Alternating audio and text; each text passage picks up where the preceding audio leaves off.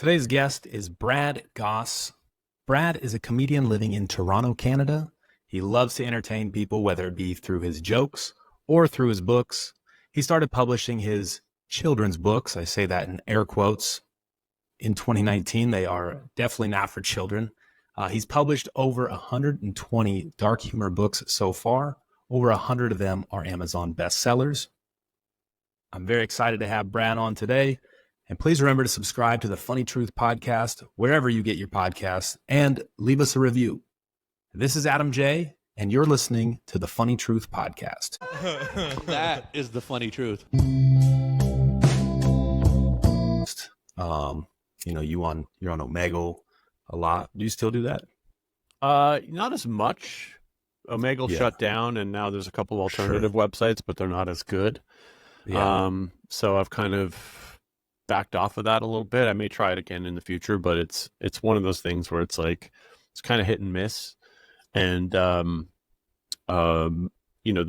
majority of the people on these sites, even though they're supposed to be over 18 or under 18, for sure. And so I end up skipping a lot of people because they're like 8 years old, and I'm like, what are you doing on here? There's people jerking off. Like, why are you on here? And like, is that why seriously, it's filled with predators. Like, oh, dude,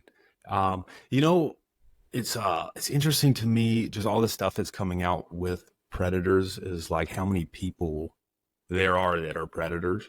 My last roommate that I lived with, like I got evicted because I'm a comedian. I got evicted from my last spot. So I found one of my friends was like, hey, my guy's looking for a roommate. And I didn't really talk to him, didn't know him. I just knew I could do it under the table. And come to find out, like a year later, like he had a fake name. He told me he was a year younger than me, but he was like 42. Oh, he was like, but I was like, now thinking back on it, I'm like, maybe I could have seen it, but I just minded my own business. But as soon as I found that out, I left. So, but the funniest part was he made me do a background check before I moved in. Put me on my heels. So if you're a predator, you ask somebody else for the background check, so forget to ask you for your background check. People who have the most to hide often act like they have the least to hide. So it's pretty common. For sure. Common. So I wanted to get into, I've followed you now for past, a couple of years, ever since I got into comedy. And you have a very unique approach to what you do. You do stand-up. How often do you do stand-up? Most weekends. Most weekends? Yep. I do a lot of shows in Toronto. Okay. I've done some tours, but mostly in Toronto. Have you done anything in the States? Yeah. I've done just some gigs in California. I did the Omaha Comedy Festival. Okay. Yeah. And your stand-up style, I haven't watched a lot of it, forgive me, but do you go up there with your books, or do you have like other written material that you go up with, like jokes? I do both. Yeah, I do both. So I usually do about half the set will be stand-up, just me telling jokes, and then like I'll have the books in a bag, behind my back, like a messenger bag, and then I'll just kind of, and my humor is very dry, very dark. Sure. So I'm very monotone. I kind of give off this like disappointed dad vibe on stage. Mm-hmm. And the audience, doesn't quite know what to expect from me. I make a lot of dark jokes. Yeah. Race jokes. I make a lot of unexpected things. I say a lot of unexpected things. And so at that point, when I get to the point where I say I've been writing children's books, they think that's a joke. They're like, oh yeah, whatever, this guy doesn't write. And then I pull some out, and then they laugh harder because they're like, oh my God, he's got books. And then usually once I pull the books out, someone in the audience will say, you're that guy. And so it's kind of like I think they're sitting there trying to figure, I think I know him from, some of them are like, I think I know him from somewhere. Right. And then I pull out the books, and one guy even yelled recently, I was doing a show and I pulled out the books, and he's like, you're the Omegle guy. I'm like, really? I don't want to be known as the Omegle guy, but whatever. That's probably where you grew probably the fastest, at least from what I observed, because I think I was looking at your profile and your YouTube. You have like almost 400,000 subscribers on your YouTube. Yeah. I remember when I first met you, we never met in person, but like even like a little over a year ago, you were getting big, but you've gotten a lot bigger since then. Yeah. It's Yeah. weird how some of the comedians that I follow, like I used to see your stuff all the time, and then I follow you and I never see anything from you. If I do, it's usually one of your pictures of your death threats that you get. And I got some that I saved that were my favorite from your Instagram and from your Amazon reviews that I'll pull up. I'll Love it. probably I'll probably edit into the show later. Uh, yeah, I was thinking about that. It's We almost need people that don't get the sarcasm, and that just makes it even funnier. Like if everyone knew you're being sarcastic, then it probably wouldn't be as successful. You almost need those stupid people to fuel. I don't know. I mean, there's a lot of comics that are way more successful than me that don't get death threats. So I feel like maybe I need them because that's my style. I like triggering people. I'm good with having enemies. And I think it's just Sure. it just, it speaks to maybe it's my only child syndrome or whatever it is, but I'm okay with being misunderstood. But a lot of people aren't. And I feel like, some of my favorite comics don't have haters like I have haters, and they're way bigger than Sure. me. And, Sure. even just by default, the fact that they have 10 times the following I have, they should have, a few death threats, but they're just not getting them because their jokes are a little bit more sort of, Sure. it's clear that it's stand up. It's clear what they're doing isn't, whatever. But for me, there's just a tiny pocket of people who are like, you're in my school library, you're teaching my kids about swinging, and you're a pedophile, or right. even like my sketch comedy sometimes gets misunderstood as serious. Like I just did a video where with a waitress, and she's another comic. I tagged her in the video, and I'm like, I did one of those like kindness influencer spoofs, and I tipped her 10% at the end of counting out a whole bunch of cash. I just gave her a $4 tip, and everybody's like lost their minds, and they're so mad, Right. and like I got death threats for that. So, and people are like, I want to meet you in the parking lot with brass knuckles, and they're just like, they're so mad, and then I always kind of, and I have a bad habit. It's a bad habit, if I'm honest, where, and I don't know what you do about this, Adam, but when they come at me, I can't help but just poke the bear, and I'll push the buttons a little bit, Yeah, I think it's like I obviously don't. I never had any death threats yet. But even trolls, like, do you poke the bear? Yeah, it's like opportunistic. Like if I got a good rebuttal, I'm not gonna sit there and like spend more than a minute if I don't have something that comes up that's like, well, this is a banger. Just say this back. I usually respond with like absolute positivity. Like, keep going, bud. You're doing great. Right. Just stuff like that. Just like, I like to. How does that work for you? Usually they just stop because they know that they're not. I know that, and just like in the real world too, when people want conflict, if you just fucking go this way with it, like, I'm not backing down, but I'm also not. You know what I mean? Yeah. They're almost like they think I'm the idiot, and that's even funnier to me. I the way I look at it is the opposite, because the algorithm doesn't care if it's negative or positive. Engagement is engagement. Correct.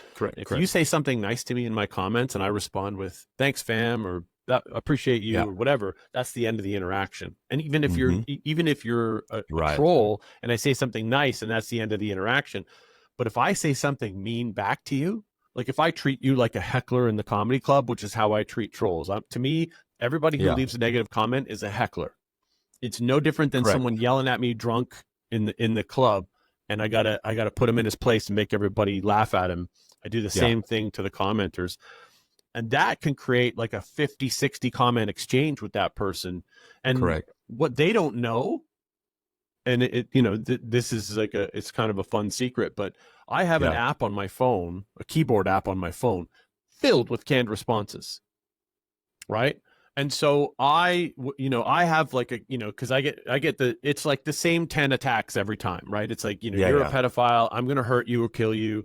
Your hairline, do something about shave that hair already. And it's always men obsessed with my hair. stay away from the children. Why are you targeting children? All this kind of stuff, And so I have in this app about 50 canned responses. And so I already wrote them. Right. And so and I just know, oh, yeah, this guy gets this response. And one of my favorites is, your comment is as cute as the picture your kid drew that I have on my fridge where I'm the daddy, or like that kind of stuff where I just kind of, I lean into it even more. They think I'm a pedophile, and now I'm talking about their children. And it just it agitates them so much that sometimes the death threats, Adam, come from my shitty canned responses. Right. So it's like they say something mean. And then I invoke your kid drew a stick figure of me as his daddy, as your daddy. Like, they lose their minds over that. Like, they can't separate themselves from the fact that I don't even know who you are. Right. You're probably just an anonymous account anyway. But somehow me bringing your child, like the people who get triggered over this, when I bring your child into it, man, do they get more angry.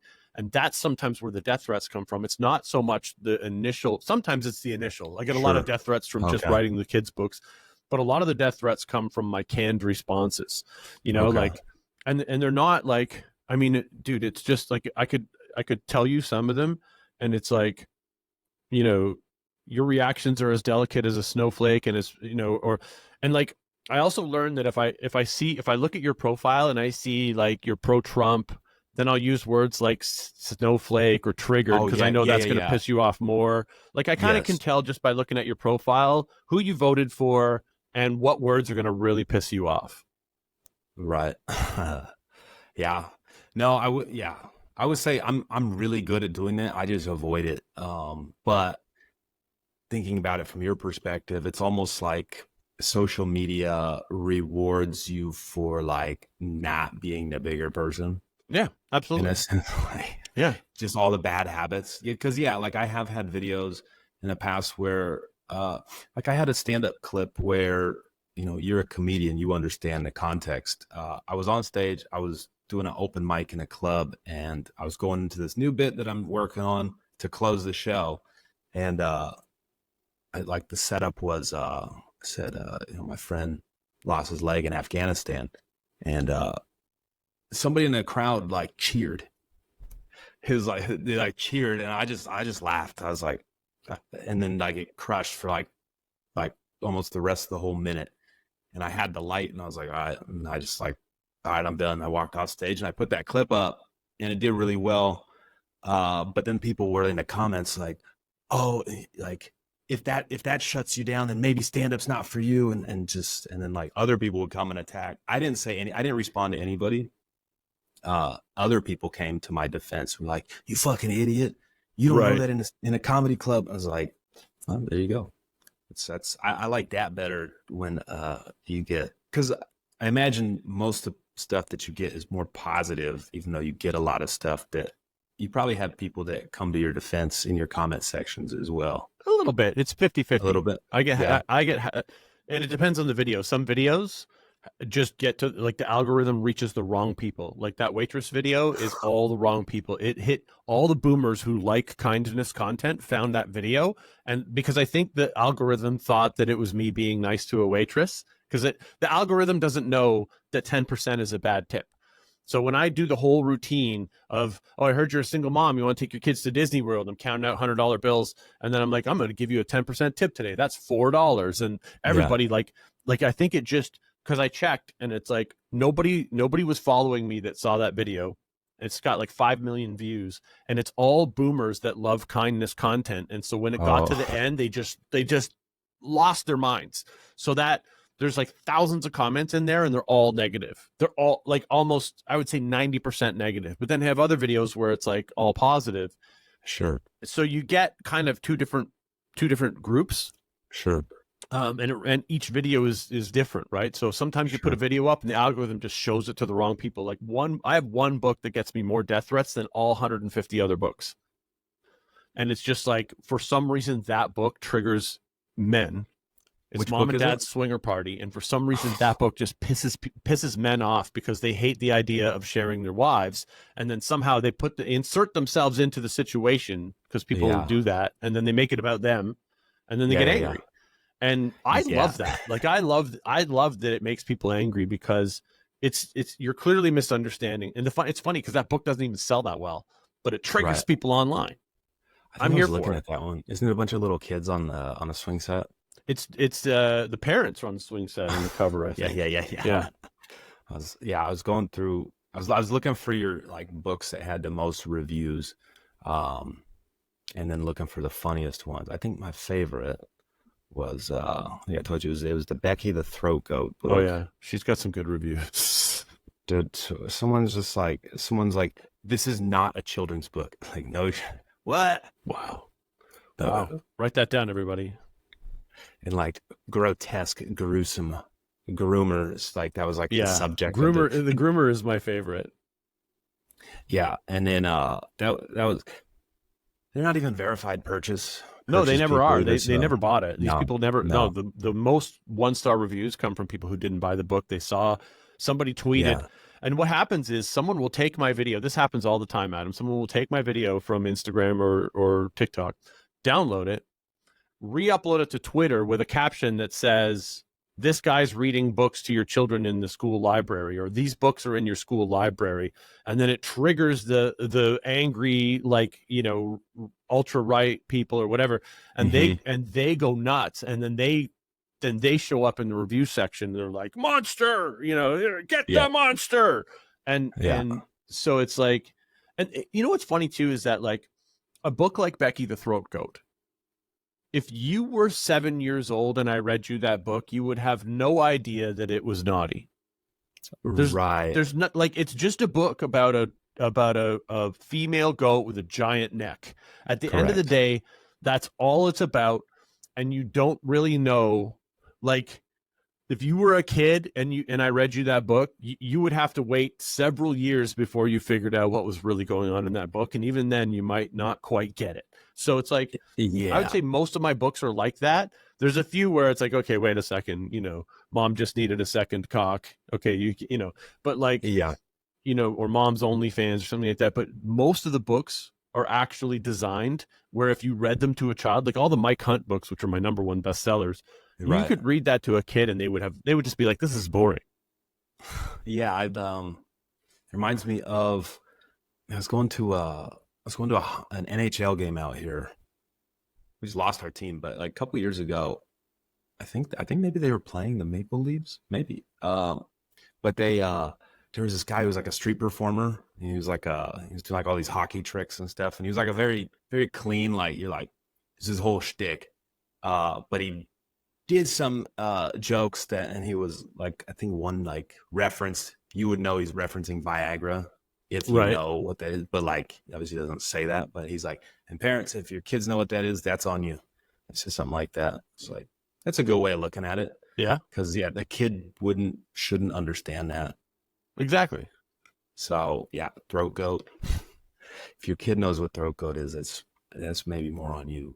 Yeah, it's like we were saying in the beginning. People that are so outright, like, they probably have something to hide or some sort of insecurity that's they're just showing it.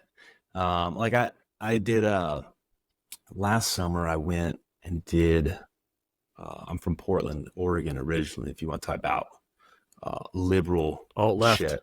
Oh, dude.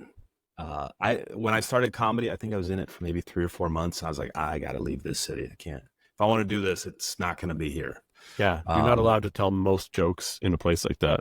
Well, and you know how it is from a comedy, being a comic too, is like when you're starting out, you have your local scene, and it's like, that gets political, and that doesn't change anywhere, but especially in that area. Because I would do shows where it's just an audience and not comics, and like I was doing just fine. But when it's with the comics and maybe people who book stuff or have power at the club, if they don't like you, then you almost, you know what I mean? So Right, yeah, wow. I did, they have one comedy club out there, and I went back last summer for their comedy contest that they have for Portland's Funniest. I think all the Heliums have it for every city they're in.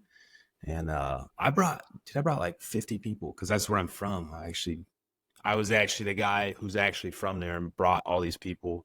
Had a good show. Did some jokes that were, offensive. You've probably seen my material. Portland people. Yeah, it blew up like the Facebook groups of all these people. They were just like, it was the echo chamber of just these shitty open mic comedians bitching about my set and blah blah blah. Oh, he's ableist and he's transphobic, and like come to find out, yeah, one or maybe a couple of them were like known as like sex offenders and stuff. Like, of course they were. Right. Yeah, I didn't even give them the time of day to really respond. I did fuck with one of them, but I mean, it's too easy. It's almost like I like being called ableist. I think it's one of my favorites. That was a new one. That was a new one I learned. I didn't know that was a word, and that one cracked me up. I made fun of the conjoined twins, Abby and Brittany Hensel. You know, the famous ones that were on the TLC show. Right. And they got married recently. They got married to an Army veteran recently, and I made some jokes about it. And people were just coming at me, and they were like, "Leave them alone. They just want to have a private life." And I'm like, they invited journalists to their wedding and put out a press release. They don't want a private life. They want a public. Right. This is what they want. And so if you're going to be a conjoined twin and you want to get married and you want to be left alone, don't invite People Magazine to your fucking wedding. And so like I just come back at them and they're like, "You're being ableist." And I'm like, they are completely able-bodied. There's nothing that they can't do. So don't you dare say that they're disabled, because that is you being ableist. And then they get more mad because they're like, what? Yeah, it's like, they just have two heads. They can do everything. They can do everything I could do. And they can do one thing better, which is give a blowjob. Right.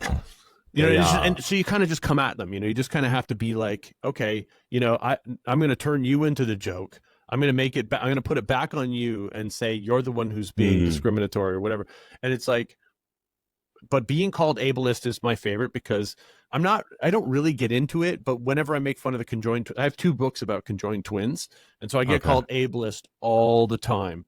And the funny thing is that the people who call you the thing are never the thing, right? So it's like I actually had a conjoined twin show up in my YouTube channel, and he was like, "This is one of the funniest things." He was like, "I was separated from my sister at birth." He's like, "This is one of the funniest things." He's like, "I don't know why everybody's so mad. I'm a conjoined twin. I'm okay with this. Ask me anything." And I pinned the comment. And people were coming after that person and saying, "Well, you're not really a conjoined twin because you got separated at birth or whatever." And it's like, oh, so now you're gatekeeping the disabled people, the disabled, it's the same with race, all that stuff. Like, it's white people that get mad when you make race jokes. Yeah, it's weird to me. I guess it's not weird. It's probably just human nature that people that are like that will never admit that they were wrong. No. They will never. They'll never. But that's the best part about them is you can attack them, and like very rarely will they come back and say, "Oh my God, I got this wrong. I'm sorry." Yeah. Like people who call me a pedophile and they're like, "You're targeting children." Sometimes I'll say, "Well, let me walk you through this, because if I targeted children, I'd be broke because they don't have credit cards or Amazon Prime accounts. So why am I going? Like, where would be any? How would I make any money if I did that? I'm targeting the parents who buy the books for their children," and then they get more mad. It's like, but you kind of have to turn it around on them. But most people will still, even when they figure out that they're wrong, they just need to continue to argue the point that they originally made, and they can't go outside of that for whatever reason. Yeah, then the jokes become like about your hairline or something that's like, of course, then they attack my appearance. You're old, whatever. You know what my favorite one is, and you probably get this a lot too. And this is like, and it's always people who have given up on their dreams, and they traded some plan in life for some shitty station in life. They've got, they got a job they don't like, and they probably wanted to be a musician or an artist or something. And then they decided not to take the job route. Yeah. And they'll say, this is like I don't know why I get a kick out of it when people say this. They're like, you call yourself a comedian, and it's like, cause you put it in your bio, and it's like, yeah, I call myself a comedian. That's what I do. This is my full-time job. But for some reason, they love to come at you with the "you call yourself because they didn't laugh at your retort, because you pissed them off instead of made them laugh in your response. But it's like the comment that I made isn't for you, loser. It's for everybody else who's going to see it. and they're Yeah. laughing at you. You're not laughing because you took it personally. And then you get mad and you're like, that wasn't funny. You call yourself a comedian? And it's like, yeah, that's what I call myself. What do you call yourself? I can't, you have a private account. I don't know what you call yourself. Yeah, I think I think it was you who posted that. Is like most of these comments always come from these private accounts, or Yeah. they got no profile picture or anything. So Yeah. it's honestly, Because the reality is the very few who leave death threats and actually have a public account or have their real name attached to it, what ends up happening is they lose their jobs, right? Because my followers are ruthless. Like if I post a screenshot of a death threat, yeah, the person who made that death threat, if they have any kind of real name attached to their account, they are fucked. Like the number of people who come at me with like, I got his home address, I found out where he works. This is, I know this is his wife. Here's her account. Here's his Facebook. Here's his, here's a picture of and I'm like, oh my God, like someone went and took a picture of this guy's house, or whatever. They took it, it's like what ends up, this is what happened. The last guy who made a death threat, I posted a screenshot. He had a public Instagram account. He had a YouTube channel. And he ended up having to privatize his Instagram account, turning off comments, and then he had to block me, and then he had to turn his YouTube account into a YouTube Kids account because my followers were bullying him in the comments. And it's like, and I don't encourage that, but at the same time, it's like if you make a death threat against a comedian, you got something wrong up here, and you deserve whatever fallout comes from that. If you lose your job, if you have to privatize your account, if you have to go into hiding, that's 100% on you because you're trying to put me in hiding. Like they and they're very specific too. They're like, I'm going to be at. Somebody actually just said to me 2 days ago, I'm going to be at your next show in Toronto. I seen this. You said, here's the date. Yeah. And then he said, he's like, he didn't say, this was a different guy. He said, I'm going to be at your next show. He's like, when's your next show? I'm coming. Like, and he'd already made a threat. And so I said, I'll be at Growers World in Toronto tonight.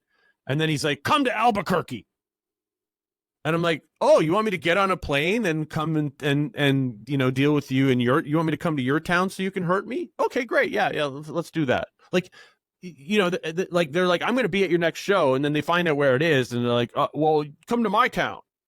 Like, yeah, we're not dealing with sane, rational people at this point. No. But nobody's ever come to a show. Nobody has ever, like, I've had local threats, and nobody has ever actually shown up to do anything. Yeah, man. I think if someone really wanted to, they wouldn't say it. They would probably just show up and do it. Unless I don't know. I feel like most people, it's that the loudest one in the room is usually the weakest one in the room type of thing. Absolutely. I think it's people who can't handle my retorts, or they can't handle me, and the only way that they know how to like their last resort mentally is violence. Okay, I'm going to make a threat of violence, and that will stop him. And then I screenshot that and I put it up, and then everybody sees it. And now they've gone from dealing with just me to dealing with 100,000 people or more who have decided to go after them, or 10,000 people or 1,000 people, and they just get overwhelmed by the fallout of them making that threat. Because to me, it's like the minute you make a threat, I have to shine a light on you. Because one, if anything does happen to me, I really do want the police to have a short list. Like, you're going to need the suspect list. Here's all the people with motive who have actually made a threat. And more importantly, it forces you out into the open. And now everybody can see you. You didn't want that. You thought you could scare me, but now you have to deal with a whole bunch of other people coming at you. And it just allows me to stand back and let whatever happens happen. Yeah. I think that seems to be the is poetic justice, I guess. Yeah, it's the right put it that way. What inspired you to start writing these books? Like, what was there something that happened, or how'd you go down this road? It just started with a joke on TikTok. I used to be I had a graphic design company, and so I used some of the graphic design elements that we owned, cartoons and stuff, to put together a fake children's book cover. It wasn't real. It wasn't even done yet. It was just like, here's, and I made a joke. I was doing TikToks, and I wasn't getting a lot of traction. You know, I was trying different things and none of it was really working. And then I said one day, you know, my name is Brad Gosse. I write books for children, but my publisher keeps rejecting them. Why do you think they rejected this? And then it was like, why Daddy Hits Mommy. And Yeah. Okay. and that video got 1 million+ views and it just took off. And and everybody in the comments was like, read it to us. And then I was like, I guess I gotta write this book. So I wrote it, you know, and then I published it. And you know, and then, you know, after a few iterations, I said, okay, I held the book up and I was like, I read it. And then I said, I read the whole thing. And then I'm like, it's available on Amazon. And some copies sold. It wasn't a lot of copies, Adam. It was like enough, but it was enough to give me a taste that there's something here. And I'm like, okay, if I did this 100 times, I could probably, you know, do something with this. And it was easy to do. Yeah. So I did it 152 times, you know, and I'm still doing it. I have another 18 books in the queue right now. Awesome. My newest book just dropped today. It's called Baby in a Hot Car. That's funny. Did you now did you do comedy before this? Like stand up? Yeah. Or just online or I was when I had my own business, I did a lot of public speaking. Sure. And I wrote a business book in 2012 that had a lot of humor in it. And so I started getting asked, because that became a bestseller. I started getting asked to speak at a lot of like entrepreneur conferences and that kind of stuff. And so I did in 2012, I did a Second City stand-up comedy course. Okay. And that was the eye opener for me. There was I did my first 10-minute set at a comedy club, because they basically set you up with they're like, okay, you know, at the end we do a showcase, and you know, they set you up with a set at a proper comedy club with an audience. You do your set, and I was like, I want to do this. So I was like, this is I was ready to blow up everything and just be like, this is what I want to do. That's interesting. Then that's and how long ago was this? This was 2012, so we're 12 years ago now. Wow. And I didn't start right away. I started adding comedy to everything I did. I started adding it to my marketing. I started adding it to my talks that I would do. You know, everything I did involved some level of humor after that in my business. And then 2019, I started on TikTok, and I was like, okay, I'm going to do comedy. I was like, I'm going to do it. This is going to be my thing. And then also in 2019, I remember, is when I called myself a comedian. I changed my Instagram to say comedian. And that's when, and back then, if someone had said, you call yourself a comedian, it would have really hurt. Because I was like, oh yeah, I did. I'm still kind of iffy about this. But now I'm like, yeah, of course I do. I do shows. I headline. I sell out rooms. Like, shut up. Yeah. But like, at some point, you know, in the early days, I remember making this change to my Instagram bio and changing it to comedian. And I remember thinking, that was what was in my head at the time, was, you calling yourself a comedian? Really, dude? Is this really going to be your thing? But then I would go to Instagram to post something, and I would see that I called myself a comedian, and I would take shots at being funny. I would make more jokes. Like, it convinced me to make more jokes, because I'm like, well, you said it, now you got to do it. Yeah. Are you you're Russell Brunson guy? Yeah, I know Russell. I'm a friend of Russell Brunson's. I know him personally. Oh, okay. Yeah. So he talks about like the expert secrets. Like the first step is giving yourself permission to be an expert. Yep, exactly. And 100%. Comedy's really just changed the whole paradigm. Like, oh yeah, if you call yourself this, then you do it. Yeah. And you get better. But yeah, a lot of people are afraid to, like, when you ask them, and it's funny too, like, it'll be people that are like even really good. It's just like, they won't post on social media, but they're really solid comedians. Yeah. They're like, oh, I'm waiting till I get some better stuff, or they're always waiting for the better thing. And it's like, I tell comics all the time, if you're not treating Instagram and TikTok and YouTube like an open mic, you're doing it wrong. Yeah. You need to test your joke. The algorithm will tell you, like, I can learn faster if a joke is funny on Instagram than I can by doing 20 open mics, because open mics are all comics working on their own jokes and trying not to laugh at you. And doing, testing your jokes at a show is hard because you don't know, if you don't say it with the confidence that you believe it's funny, it's kind of hard to do. Like, Yep. because you're still, they can sense that you're working it out, and it doesn't always happen for you. But if I test it on social media and it gets a lot of views, I know it's funny. And then I go do it at a show, and I do it with confidence because I already know it's funny. So I'm not worried about whether or not it's funny. I just say it assuming you're going to laugh at it and that's like, the confidence in the joke is a big part of the joke. If you have the belief that, a couple of times I've done it where I'm like, okay, I'm going to do this. Like, I'll tell the audience, I'm working this out. I don't know if this is funny or not.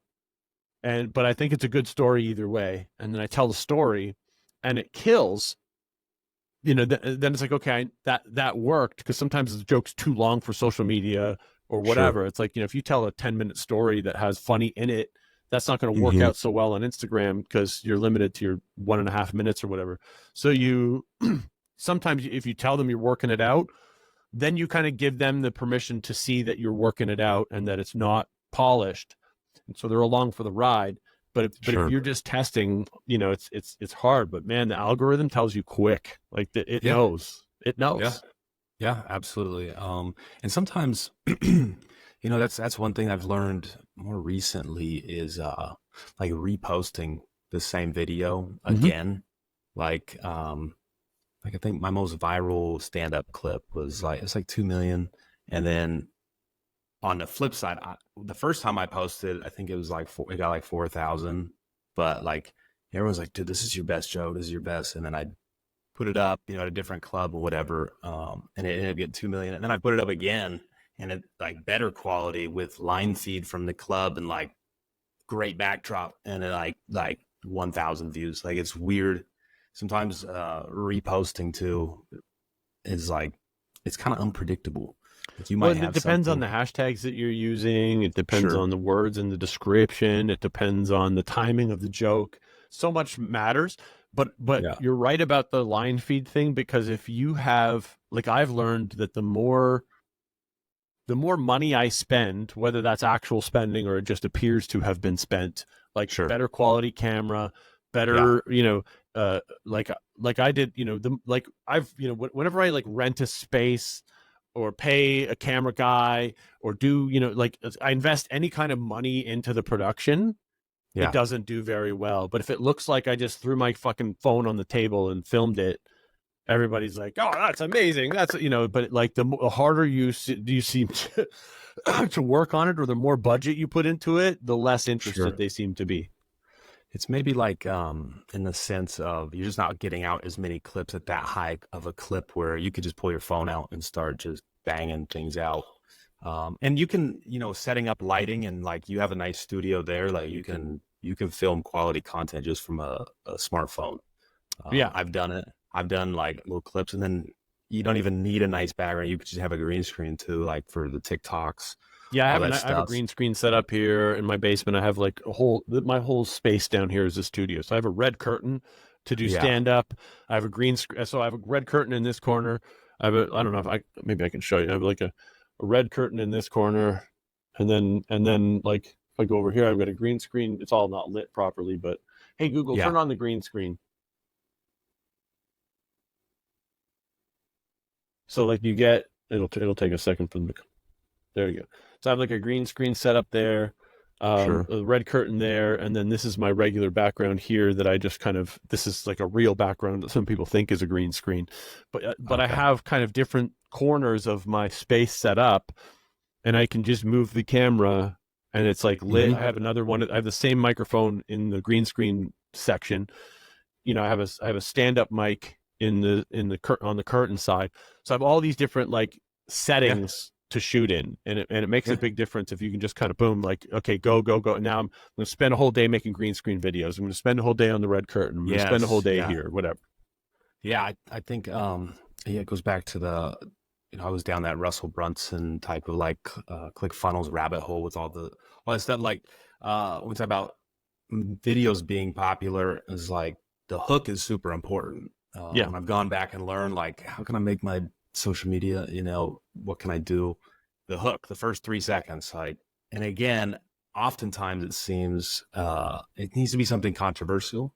Yep. It's got to be something that triggers people. It can cause a debate a lot of times. Yeah. And if you can hit them and then just like you gotta hook them, but you can have amazing content, but if they're not interested in the first 3 seconds, maybe even 1 second, a lot of time it doesn't do anything. So there's all these things. I'm always constantly studying it, and nobody really knows what the real algorithm is. But when you couple of start times finding I've made something- videos where I'm like, I know this one's going to be viral, and it has been. But then there's been other times where I'm like, I think this is going to be viral, and it dies. So you never do know. But a good hook always is, excuse me, a good hook is always the text. So if you have just a little bit of text above your head or something, that can be your hook, right? If you just kind of anchor them to what's going to happen or what this, how you're going to set this scene, the 3 or 4 words above your head will be a massive hook.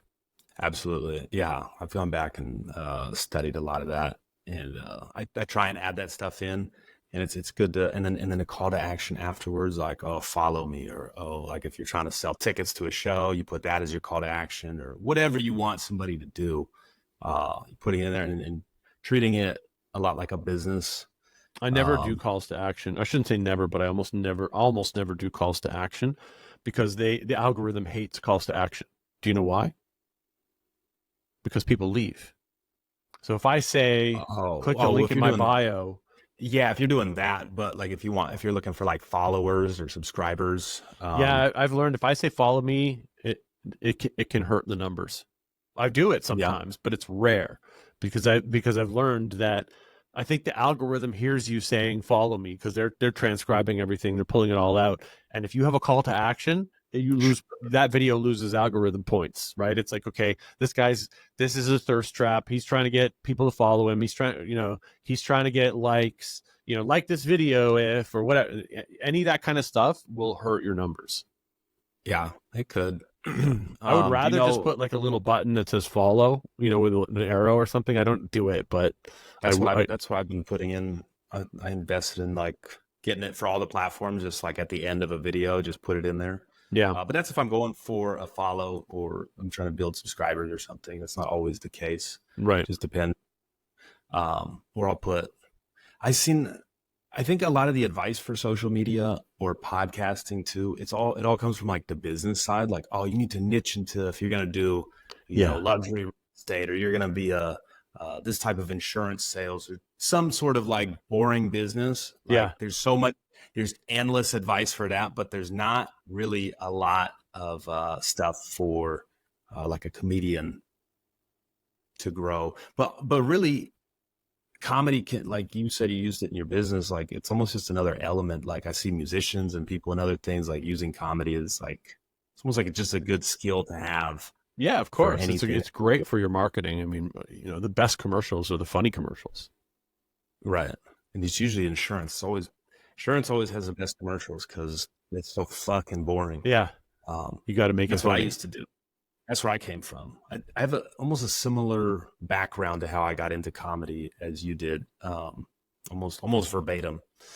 Did you? By the way, I wouldn't be a good comedian if I didn't point out the fact that you have like a spit on your wall that's just like dripping down behind your chair. Oh, probably. It's like, yeah, it's a cum stain, dude. I love that. Yeah. See, I want to get a nice background, just don't have it yet, but it'll come. Because I do most of my podcasts in person, but I got this till I could start expanding to do other stuff. Because there's a lot of people that, when are you going to be in Phoenix, Arizona? Maybe. And then when you are here, do you have time to drive over to the studio and shoot a podcast? Maybe. But allows me to connect with people outside of this. Yeah. Just get like a $20 red curtain on Amazon, put it behind you. Well, I have a green screen, but it looks like shit too, but it probably doesn't look as bad as the cum stain. Doesn't look as bad as someone spitting on the wall. Yeah. But that's also funny. So, Yeah. Dude, yeah, like I was doing a show, it was Dallas Comedy Club a couple weeks ago. Second show, late show. I was pretty fucking hammered during my set. And I like reached for my beer on the stool and just knocked it over. It's like, oh shit. I'm like, that might actually be a funny clip. Why not? Well, yeah, like that's the thing I think in life too is, gonna ask you about your childhood in a second, but like when it came to like being scared of being bullied about something, I just always made fun of myself first.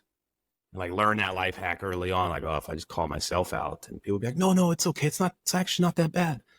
I got a shitty fucking haircut recently. People are like, it's not that bad. And then the comedians are like, yeah, that fucking sucks. But like other people will, oh no.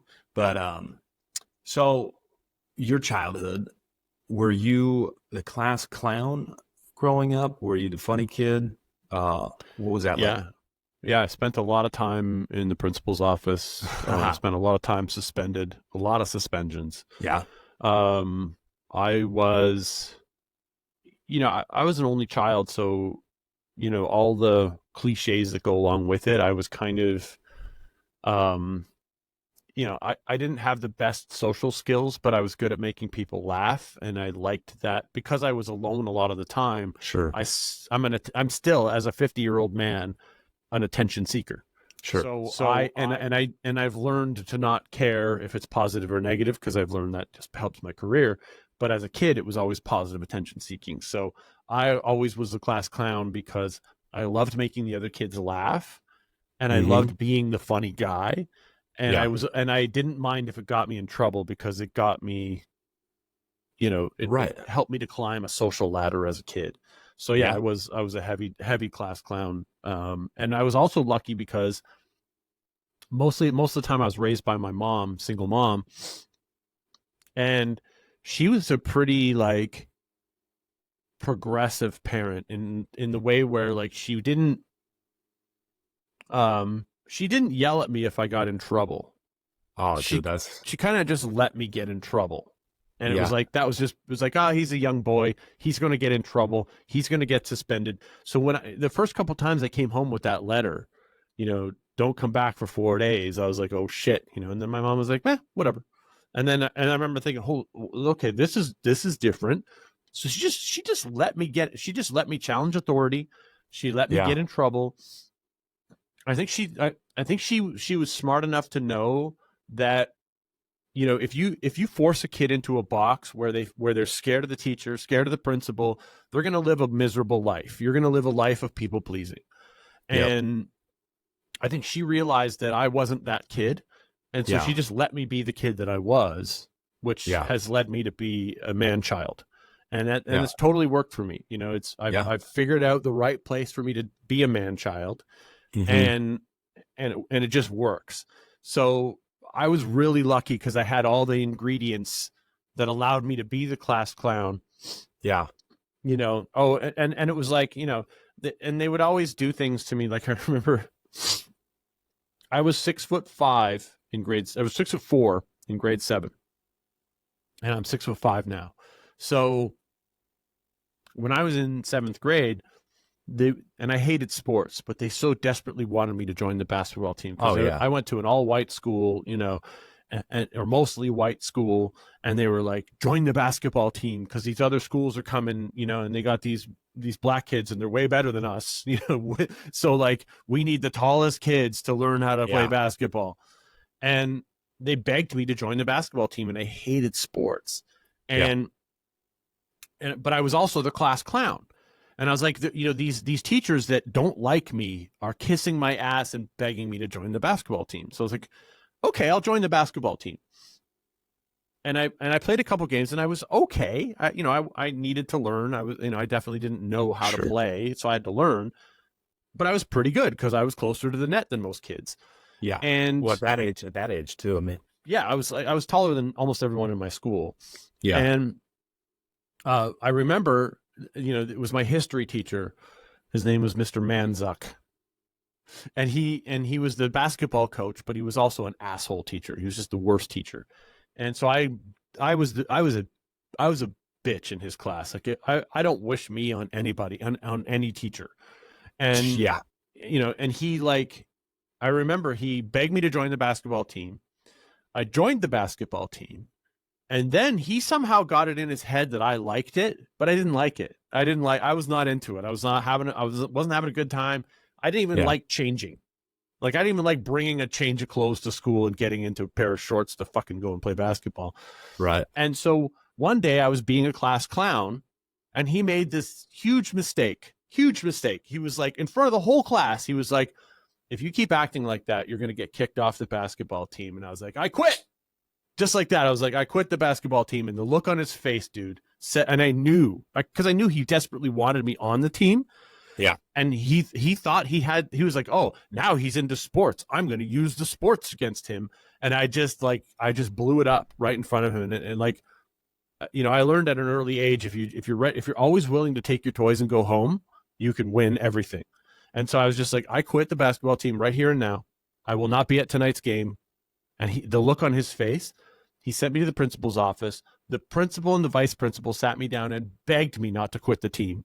No, this is going to be good for you. You should really, we need you. And I was like, he just told me he was going to kick me off the team. I don't want to take any shit from him. So no, I'm done. I won't be there tonight. And I never played basketball again. I never got involved in sports again. Yeah. I had like no respect for sports in school because I was like, they're just going to get me to like this and then take it away from me or threaten to take it away from me. And I just didn't want them to have that power. Interesting.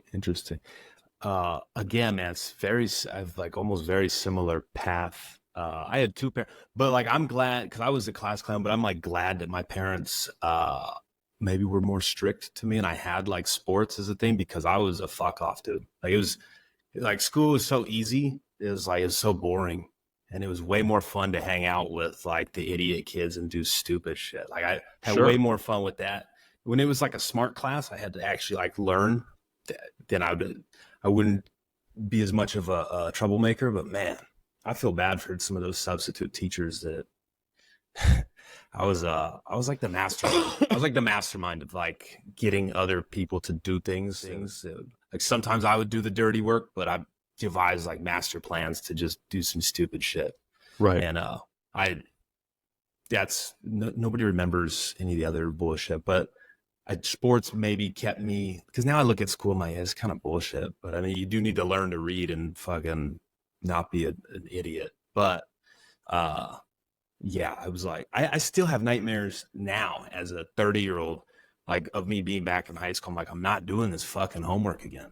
Right, I'm not doing it. I'm not like, I don't know why. Are you naked in those nightmares? Because that's mine always. I'm always naked and having to do a presentation. I'm just like, cause I really made the sacrifice. Like I worked really hard in school, but it's only for basketball. Cause like I ended up playing collegiately and, but my whole reason for doing good in school was for that reward of like, oh, well, we can't give you an athletic scholarship, but we can give you an academic. Right. You can raise the GP. So I was always trying to be as, well-rounded as I could. But now that that's all over, like I don't give a fuck about sports anymore. I used to. Don't care anymore. And same with, I mean, I would say I don't care, but that's because I got into gambling. But that's a different story. That makes any sport fun. Sure it does, yeah. But I actually played a year of college in Canada, in Vancouver. Okay. At, Simon Fraser. It's like, I don't know if you know Vancouver at all, but that was, I do, yeah. Yeah, that was the other side of the country for me, but I performed out there, so. Yeah, well, I'm from Portland, so it's really just the Northwest, but then there's a border. Like it's like close, the same type of what people just like, same with like when I've been to Alaska. I've been to Alaska in January and it was like 60 degrees, but then you go to a different part. Yeah, it's full of snow and ice. It's like, it must snow a lot up there. No, it's just like the weather here, man. But like, there's shitty parts like the Midwest of Canada that are probably like above, like Brandon. Was that is what I'm thinking of? What are the provinces? Manitoba, you're thinking, yeah. Manitoba. Yeah. Yeah. Who would want to go there? I don't know. Somebody lives there. Somebody. Yeah, well, isn't like all the population of Canada condensed into like the 5 major cities? But it's all within a few hours of the US border. Most of the population density in Canada happens close to the US border. Some of my favorite, I think I went to that school for a couple of reasons. I'd be lying if I said Trailer Park Boys wasn't one of them. because like I came across Trailer Park Boys. I think Netflix obviously brought it back, but I came across it when like we had like old, it was like we said like on demand, like with the cable provider we had, and I was like Trailer Park Boys, and it was just like 2 movies, Yeah. and I watched them. I was like, this is amazing. Yeah. Jim It's Leahy, one of the and best then shows ever. oh, dude, and then my friend's like, did you know there's a show? I was like, what? There's 7 seasons on Netflix, and God, this show's so good. Yeah, it's so good. I think it, the newer stuff, not really, but the old stuff, like when it was still filmed almost like shitty on purpose. That shit was so good. It wasn't on purpose. It was just based on budget. It was a low budget show, but most Canadian content is filmed poorly, low budget. Sure. But you'll find that a lot of Canadian programming was exported to the U.S. Like Mm-hmm. a lot of Americans love Kids in the Hall. Yep. You know, it's another one that did really well over there. SCTV in the 80s was a big one. Second City Television, you know, and like if you look at the people that were on that show, they're all. Are you familiar with SCTV? Do you know what that is? Mm-hmm. So SCTV was on here in the late 70s and early 80s. It was filmed in Toronto, and it was a sketch comedy show, and it was like, but like every single person that was on that show is either dead and famous or ultra famous today. So like Eugene Levy, right, from Schitt's Creek and American Pie, he was on that show. Rick Moranis, who was part of Ghostbusters, Harold Ramis, who developed Ghostbusters, John Candy was on that show. Andrea Martin, who was on Schitt's Creek, or sorry, was Andrea Martin? No, Catherine O'Hara, that was on Schitt's Creek. Dave Thomas, like all these names of like super famous comedians that are like even now still doing well, were part of that show. And that show was developed, you know, with government grants. You know, it was poorly done, but it ended up doing really well here, and it ended up being exported to the US in the 80s, and it did really well there. And almost every single person on that show has gone to the US and become famous for comedy there. And it's like, and I remember watching that because it was made through Second City. I remember always thinking as a kid, I want to do Second City. I want to be a part of Second City. I want to get in on this, whatever, you know. And when I found out as an adult that they had, you know, comedy training, I'm like, I'm going to do that. You know, and I went and I did it. And it was like, you know, I learned a lot there. And I if it wasn't for SCTV, I probably wouldn't have cared enough to do Second City, but it was like one of the best platforms for me to kind of say, okay, this is now what I want to do. Well, that's you know, because you've been an entrepreneur, right? Even since I was 24, I've had my own business for the last 26 years. I've always worked for myself. Yeah, same. I haven't since I got out of college. But I think we can relate on that where like when I got into it, I just found a course online that was like targeted me for comedy writing. And I was like, oh, that looks like it'd be interesting. Let me learn how to be funny. And then my friend was always like, you need to do stand up, sent me this link to join a comedy contest. And so I was like, oh, I'm going to do everything I need to do to prepare for it like you would in business. So I bought a bunch of books on Amazon, learned a lot of the game before even doing it. And then to what you were saying of doing it at a comedy club, it's like that's so important. I think like if you're gonna prepare and get good, like doing it in a comedy club, because like we've all done shitty dive bar mics, and like if you think this is what comedy is, then I don't blame you for wanting to quit. Because I stopped doing those a while ago. I was like, I'm not.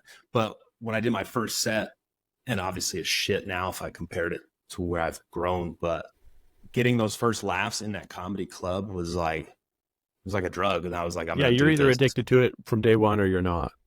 Correct. And you maybe miss out on that if you don't take it, I guess, that serious, where you can kind of tell too when people have taken a comedy class. I'm like, that's so structured and canned. Right. But you'll get better. Keep finding your voice, but there are ways you can write funny jokes while you're still trying to figure out what kind of a speaker you are. But again, I've had I did a lot of like group sales and presentations and public speaking. So, and like you said, you've done that too. So it really translates a lot faster, because we look at a lot of people who get into comedy. I feel like they're like these introverted fucking weirdos. Oh yeah. It's Yeah. like, and you want to put a microphone in your hand? There's a and lot talk of to mental people? illness in the business. Oh, dude, there's it's some of it. Yeah. A lot of me hates like a lot of parts of like the industry comedy side of things, or just being in it. Cause I like the camaraderie, but also it's like, you've been in local scenes. It's like, I just got to stay away from this.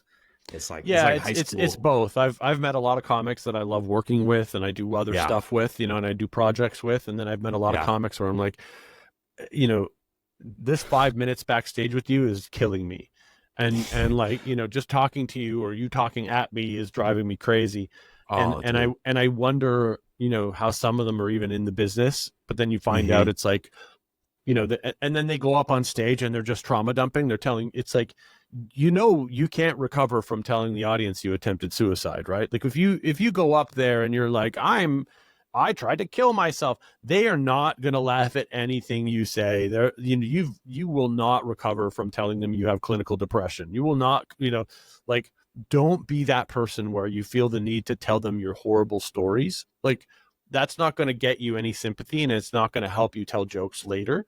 But they do it, you know, they go up and they trauma dump, and you're like, what, who told you this was a therapy session for you? Well, yeah. And I think maybe we had the benefit, I mean, we chose to, but like, of learning about structure from the jump, and like how to kind of approach writing jokes and performing. Yeah. Where, and people that don't do that might shit on it, but like, well, you've been doing these open mics for 10 years. Where have you been? Like, what have you done? You're still making the same mistakes that, like, from me reading one chapter of a book without ever doing comedy, I could be like, yeah, don't do that. Right.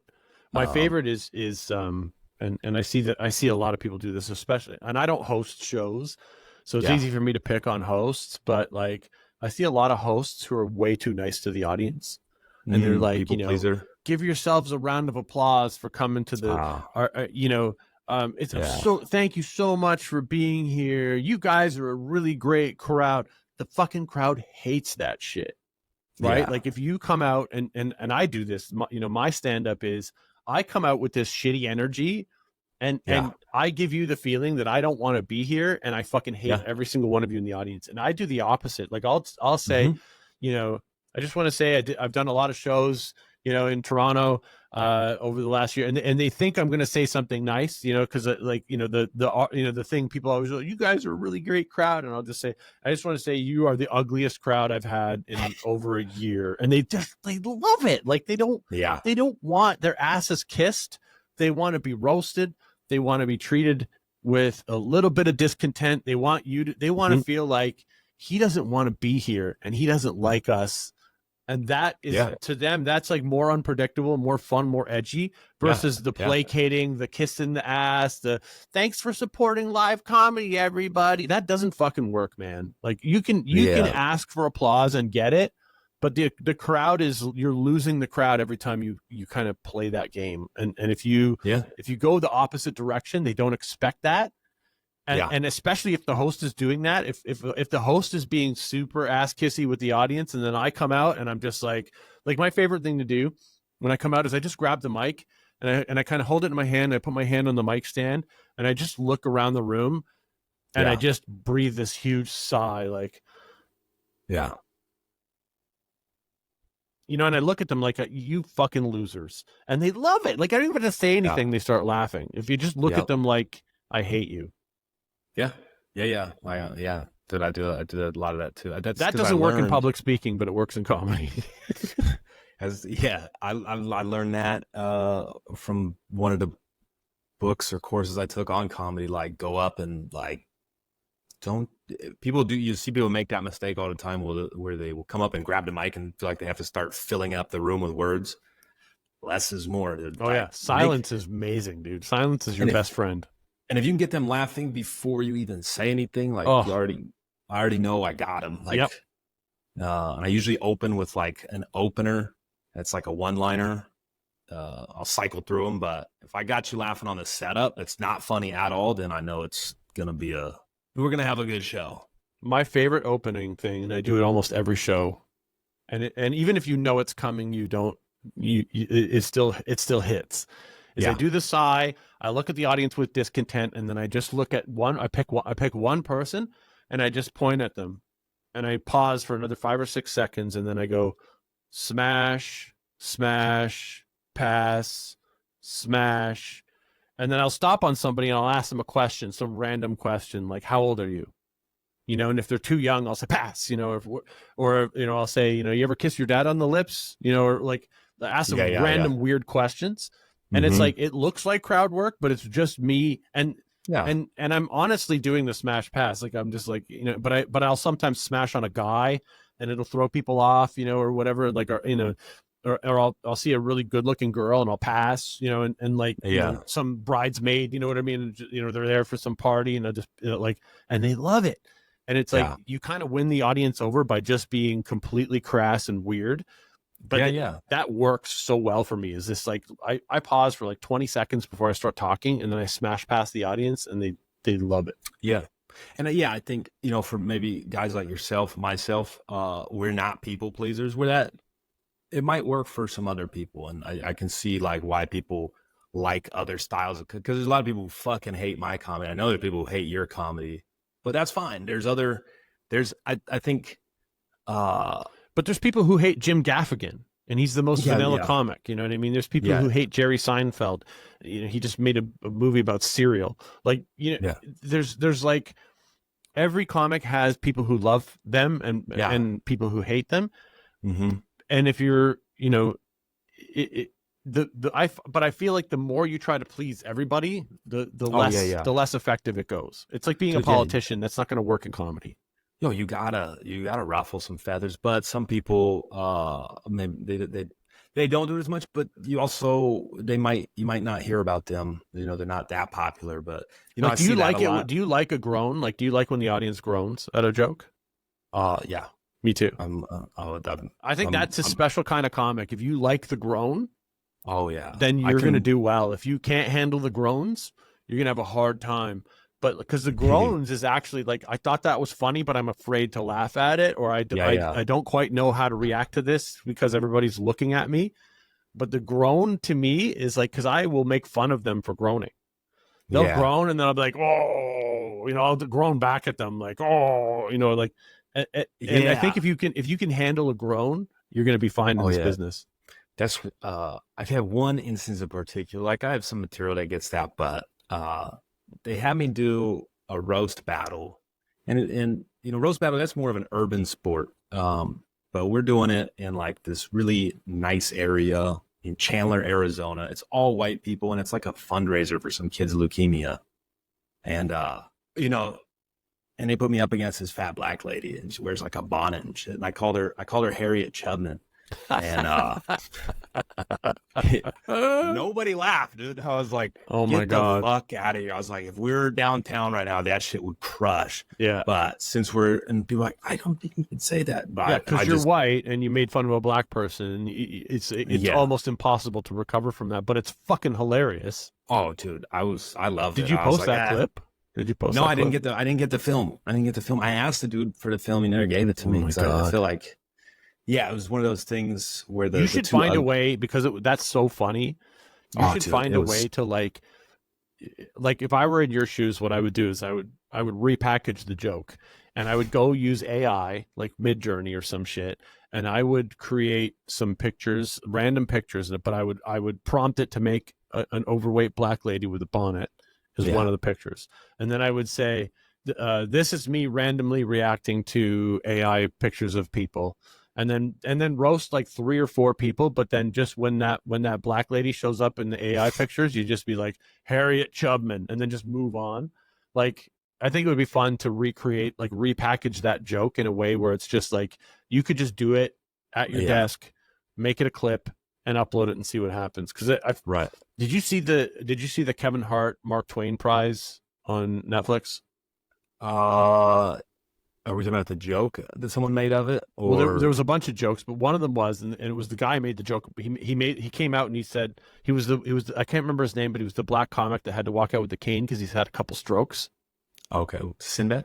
No, it wasn't Sinbad. It was somebody else. Anyway, he came out and he was like, you know, he took forever to walk out on the stage, and he had like multiple strokes. One half of his body barely works. And he picks up the mic and he was just like, he's older black guy. And he picks up the mic and he goes, backstage, Chris Rock just called me Strokey Robinson. And it was just so funny. Like, I was dying laughing for the longest time. So it's like, whenever you come up with something like that, that's fucking funny, man. Like, you know, if you can find a celebrity or like a historical figure name and then add some twist to the name, some rhymey twist to the name, it's almost always a win. That's I was like, I was so fired up to do that joke. And, but I knew by the way they groaned, I was like, that's a good one. And anyone I've told that shit to had like your reaction. I was like, yeah, this shit's just like, I usually know when something's fucking hilarious. And that was one of them. I wish I had it on film, but I didn't win the roast battle, but I definitely had the best. I'm actually writing this down because I need to remember Harriet Tubman. I'm writing down your punchline because I'm not gonna use it, but I'm gonna use like I got a roast battle coming up, and I'm reminding myself to do the celebrity rhymey thing, like just by writing this down. Yeah, yeah, dude. Roast battles, I used to lose all the time, and then I started kind of studying them and seeing like how people were winning. I was like, you're using fucking jokes that you could use on a lot of people. Yeah. Just right. And so I tried doing one like that, like a whole tournament, and I crushed everybody. But I like had jokes for these people that I didn't even like some of the jokes, but since there was money on the line, I was like, okay, well, I guess if we're doing this, I don't like to go for pleasing the audience. So that's never my ambition. But in certain like a roast battle or something where it's audience vote, I'm gonna have to do what I have to do. My first roast battle was horrible because I wanted to do one so badly that the guy who puts on the roast battles in Toronto was like, listen, in order to get into the roast battles, you have to kind of go through a bit of a trial by fire. And I was like, okay. Yeah. And he said, so what we do is we do these roast battles where you're not you're a character in it from a movie, and you have to roast another character. And they do these like Star Wars roast battles or Marvel superhero roast battles, or they did one that was like, and they're like, you're fucking Plutarch Heavensby from the Hunger Games, and you're roasting somebody from fucking Harry Potter. And I was like, I don't watch these fucking movies. I don't know who these people are. Like, now I got to study these characters, and I got to figure out how to roast a fucking fictional character while they're roasting me back. It was so awful. It was like, hated it. I'm like, I'm never doing that again. I'm never doing that again. I've seen someone do that. I was like, that's a cool idea, but like, it's niche for like, I think he did a whole show about it. Like, it's a whole show. Yeah, I've seen that. I think my buddy in Dallas did something like that. I was like, that's cool for like that audience, but like, I wouldn't be interested in doing that personally. No, I'll never do it again. I learned my lesson. But that's the other thing. Like, I think one of the things that I liked most about comedy in my like upbringings, I didn't watch a lot of stand up, was watching the Comedy Central roasts. Yeah. Where it's not a battle, but you just go up there and just dumping haymakers.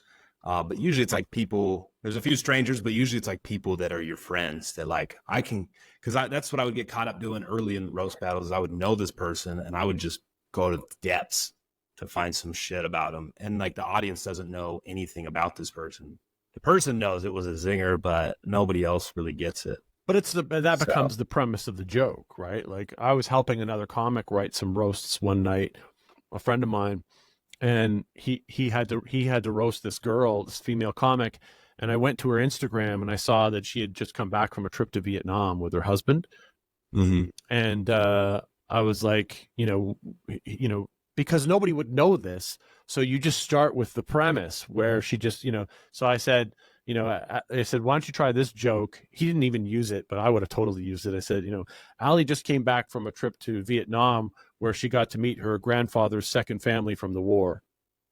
And it's just like, it's like you just kind of find the thing as the premise and then add something to it and, to make it like ridiculous. It's like, so telling the if you know something about the comic, that's the premise, right? They just went on this trip. They just did this thing. Yeah. They're part of the blah, blah, blah, or their job is this, their day job is this. And then you have the punchline, and it doesn't matter because you just set it up with that premise. Right. Yeah. And also writing good jokes, timing. And another weird thing with roasts is it's not like a joke that you practiced or anything. You got to go like right there. And I feel like even though you have the piece of paper, like if you can do it without that, it's even better. Yeah. And then you kind of want to know what people are going to say about you. So you have something canned maybe or ready to respond. Because as I've done enough of them, people kind of say the same shit. Like when they say something that I haven't heard, I'm like, oh, I like that. It's a good one. I've heard it all I'm lucky because my Instagram is all people roasting me. So everything that's been said or that's going to be said has been said. But the one that I'm doing in June is it's a little bit of a different format. They're not letting us know who we're roasting until we get there. And then audience members are also signing up to be roasted. So that's going to be kind of, but I've also done a lot of shows where it's crowd work and I'm just roasting the audience anyway. Yeah. So it's pretty easy to pick on somebody and say which, it's like, you kind of have to do the rundown. Like what celebrity do they look like? What like stereotype in society do they fall into, just based on like you make all these judgments on first impressions anyway. And it's just tapping into a lot of that stuff and trying to find the, sometimes it's just like, you look like this celebrity if they blah, blah, blah, or you look like a homeless guy who shaves it, you just have to find like a stereotype and then a funny thing and they don't even have to align necessarily. Right. Yeah. I think the last one I did, I called the guy Homeless Simpson. Yeah. And it murdered. Yeah. Murdered. But I also had a bunch of jokes that like I'd written for somebody else that actually ended up working for him. Like it was a replacement last second. It was like a tournament style. So you go and then if you move on. You don't really get a study. You get like, 10, 15 minutes to get shit. So I think that's the one thing I learned is just always just keep writing jokes. And a roast you have for one person can work for a lot of people. Yeah. So, because what you said, there's only like 10 roasts that you get. It's like, okay. Yeah, there's about 10 to 15 roasts, and most of them involve my hairline, which I'm very aware is there ever a roast that you've gotten that you were like, that's a good one? Like not from like not a comedian, but like somebody online talking shit. Not that I can think of. I mean, but then again, when you're getting roasted, it's hard to say that was good. But I mean, I think like I've actually used a couple. Actually, no, there are some good ones. So, I don't know if you were to look at me, which celebrities do you think I look like? Kramer. Man, I don't know. I get Elon Musk. Okay. Yeah, fuck. And Dwight Schrute are my number one and number two most common things they say. And so I will often say something to the effect of when I introduce myself on stage, I'll say, my name is Brad Gosse, but you might remember me as alcoholic Dwight Schrute. Or you might remember me as the Elon Musk doll you ordered from Wish. Or something along those lines where I kind of say, okay, I'm this celebrity, but like the Walmart version, the dollar store version, the cheap version, the drunk version, the the cokehead version, I'm the fat, Elon, or I'm and like that tends to work really well. And so I've taken, anytime someone says you look like, someone will say that, like, you look like alcoholic Dwight Schrute, and I'm like, I'm going to use that as a joke. I'm going to steal your roast. I'm going to use it as a joke about myself, self-deprecating joke. They love that.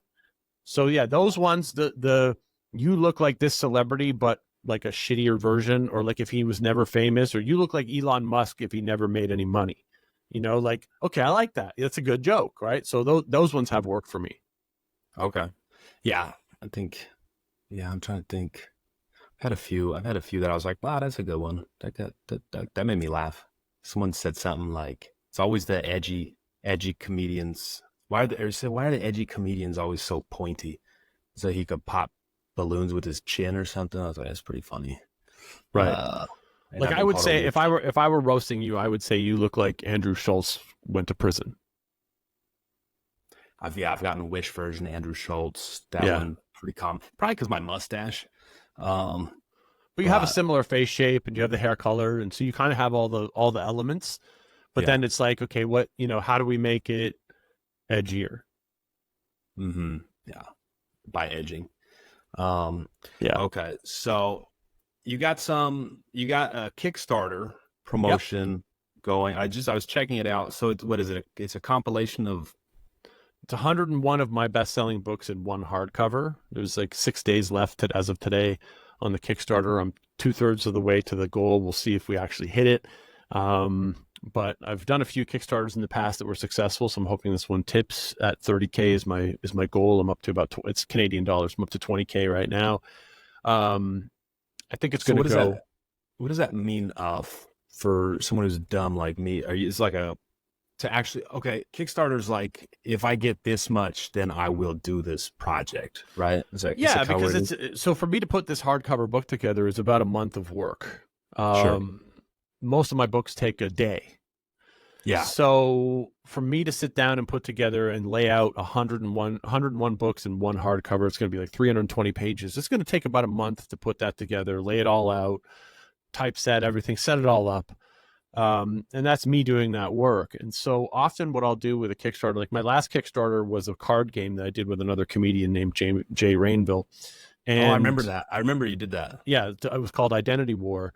And we needed to know if, and the goal of the game is to become the most protected minority. So it's like, you collect all these cards, and at the end of the game, if you're like, oh, I'm a trans disabled woman, or whatever. That's fucking dude. That's hilarious. Man. I'm a black indigenous, gay.